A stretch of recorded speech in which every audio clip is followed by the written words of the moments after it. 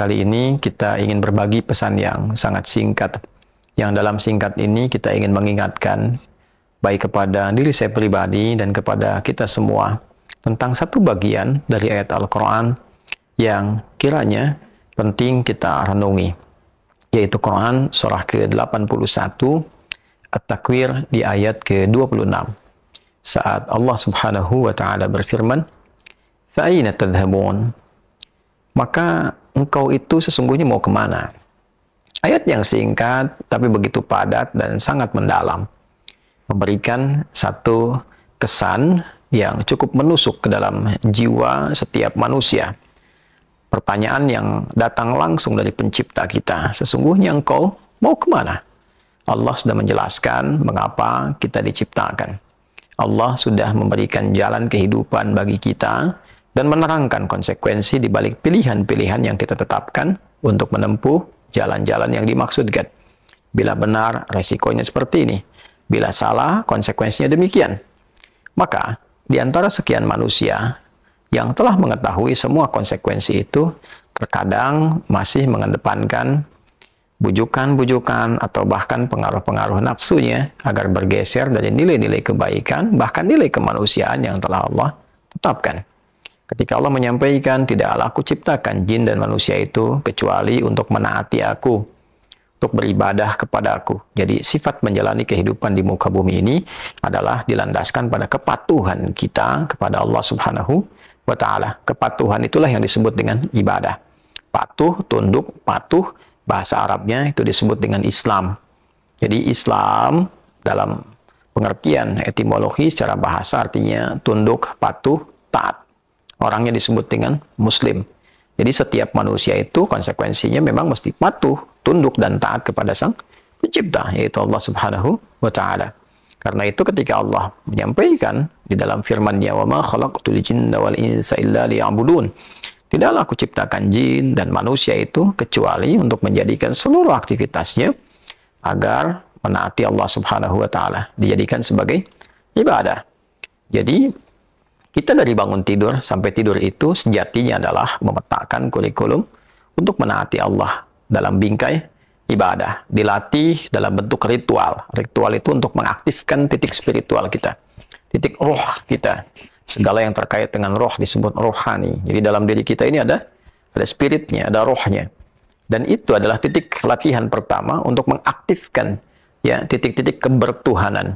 Jadi ketika Allah sampaikan, tidaklah aku ciptakan engkau kecuali untuk menaatiku. Nah, titik ketaatan itu ya disebut dengan titik ritualnya. Ibadahnya ibadah ritual, ya keadaannya keadaan spiritual, itu yang penting kita aktifkan dulu. Itu sebabnya diminta kita sholat untuk mengoneksikan diri kita, mengaktifkan sinyal itu dengan Allah Subhanahu wa Ta'ala, dengan Sang Pencipta. Sehingga ketika terkoneksi, terbangun kesadaran dari dalam diri kita sebagai sebuah fitrah. Nanti kesadaran itu yang akan membimbing bagian dari sifat intelektual kita, titik intelektual, ya IQ itu, ya intellectual question. Kemudian nanti titik fisik kita, physical question. Jadi nanti yang menggerakkan adalah titik spiritualnya. Ini yang memberi perintah. Kalau akal itu masih objektifnya normal saja, karena dia hanya mengkonstruksikan pikiran, mengolah data, ya jadi informasi, informasi menjadi knowledge. Knowledge itu yang akan diteruskan kepada fisik untuk dieksekusi. Ya, bagaimana nanti lisan bicara? Seperti apa konstruksi bicaranya? Mengatur katanya bagaimana? Memilihnya seperti apa? Menjelaskannya bagaimana? Tapi perintah untuk melakukan itu sumbernya dari sini. Ya, dari titik terdalamnya. Di dalam itu cuma ada dua. Ada jiwa takwa, ada jiwa fujur. Fa'alhamaha fujuraha wa taqwaha. Maka di dalam diri manusia itu, di titik paling dalamnya itu, ada nilai kebaikan, disebut dengan takwa, karakter moral kebaikan. Ada yang buruk disebut dengan fujur. Nama lainnya disebut dengan nafsu. Karena dari fujur keluar su, melewati nafas. Nafas ketemu su, jadi nafsu. Quran surah ke-12 ayat 53. Wa ma ubarni'un nafsi innan nafsa la'ammaratum bisu illa ma rahimah rabbi. Maka semua tindakan kita, menatap, mendengar, berbicara, bertutur, sampai dengan berjalan, ujung kepala sampai ujung kaki, yang kita jadikan sebagai bagian dari perangkat beraktivitas itu, semua tatanannya, perintahnya kalau tidak dari takwa adalah dari fujur. Kalau bukan dari sifat baik, sifat buruk yang bersumber dari nafsunya. Maka semua kegiatan yang kita desain dalam setiap hari itu, kita tata. Dan Allah tanya, baik, engkau untuk apa bekerja? Ya Allah, saya ingin mencari rezeki. Baik, bagus. Untuk dapat uang. Setelah dapat uang mau kemana? Pengen kaya. Setelah kaya mau ngapain? Beli ini, beli itu. Setelah itu mau ngapain? Ditanya terus sampai ujungnya. Fa'ina tadhhabun. Sampai ke titik puncaknya. Kalau kamu sudah meraih apa yang kamu inginkan itu, harta sudah banyak, terkumpul, sudah mewah, rumah sudah megah, mobil melimpah, hidup juga kaya begitu rupa, terus mau ngapain? Ya. Maka orang-orang yang bingung pada akhirnya dia mencari-cari ketenangan.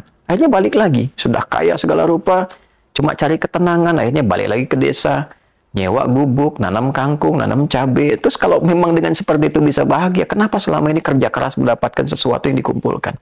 Balik ditanya, kamu kedudukan pengen jadi apa? Terus, yang di militer pengen dapat bintang 1, 2, 3, 4. Kalau perlu, jenderal besar, bintang 5. Setelah itu mau ngapain? Mau diarahkan kemana semua itu? Karena pada akhirnya semua bintang akan berguguran. Ya, wafat juga, meninggal juga. Kalau sudah selesai, purna, selesai. Demikian yang punya ilmu, punya jabatan, macam-macam. Mau diapain?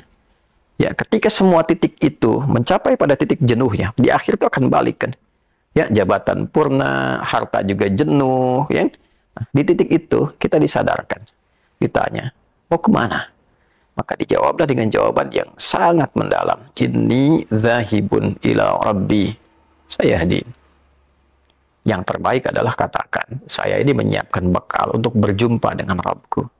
Itu jawaban yang paling indah. Jadi kalau ditanya, mau kemana hidup ini? Kata Quran jawab, aku menyiapkan bekal untuk kembali dan berjumpa dengan Rabbku yang telah menciptaku. Dari situlah kemudian Allah katakan, aku berikan petunjuk kalau begitu. Yahdin. Ya, aku berikan petunjuk kata Allah. Jadi orang-orang yang menyiapkan semua aktivitasnya dan dia lakukan untuk Allah, berjumpa dengan Allah, maka Allah akan berikan petunjuk dalam setiap aktivitas kehidupannya. Diberi petunjuk bagaimana mata memandang, telinga mendengar, lisan bicara, sampai kaki berjalan. Sehingga dia betul-betul menjadi pengabdi dari Rabb-Nya yang maha menyayanginya. Pengabdi disebut dengan abdun, jamaknya disebut dengan ibadun. Yang maha menyayangi disebut Rahman, maka disebutlah dia dengan ibadur Rahman. Wa ibadur Rahmanil ladzina yamshuna 'alal ardi hauna wa idza khatabahumul jahiluna qalu salama. Demikian di surah Al-Furqan itu. Itulah puncak yang mesti kita ikhtiarkan dalam kehidupan, yang kita selalu sampaikan dan komitmenkan sejak bangun tidur. Dan kita katakan alhamdulillahilladzi ahyana ba'da ma amatana wa ilaihin nusyur. Terima kasih ya Allah, segala puji hanya milik-Mu yang telah memberi kesempatan hamba menjalani kehidupan. Padahal Engkau telah tahan nyawa hamba tadi dalam tidur. Sesuai ajal Kau berikan kesempatan. Hamba berjanji ya Allah, hamba akan menyebar beraktivitas untuk mencari bekal menghadap-Mu. Saudara-saudariku, sedalam, sejauh, sebanyak kegiatan, aktivitas jabatan yang telah kita kumpulkan, harta benda, pengetahuan, sampai detik ini, apakah betul-betul sudah kita siapkan sebagai bekal untuk bertemu dengan Allah? Atau hanya sekedar mengumpulkan semua itu tanpa arah, yang pada akhirnya bertemu dengan kejenuhan kembali? Renungkanlah malam ini, malam Jumat. Jumat saat manusia pertama diciptakan, diturunkan di surga mengawali misi di dunia, diwafatkan, dan di titik itu kita akan berpisah dengan dunia. Saat azan berkumandang, nampak jelas seluruhnya. Semoga Allah muliakan kita. Selamat merenung. Allahu Akbar. Allahu Akbar. Subhanakallahumma bihamdika asyhadu an la ilaha illa anta nastaghfiruka wa natubu ilaik. Alhamdulillahirabbil alamin. Assalamualaikum warahmatullahi wabarakatuh.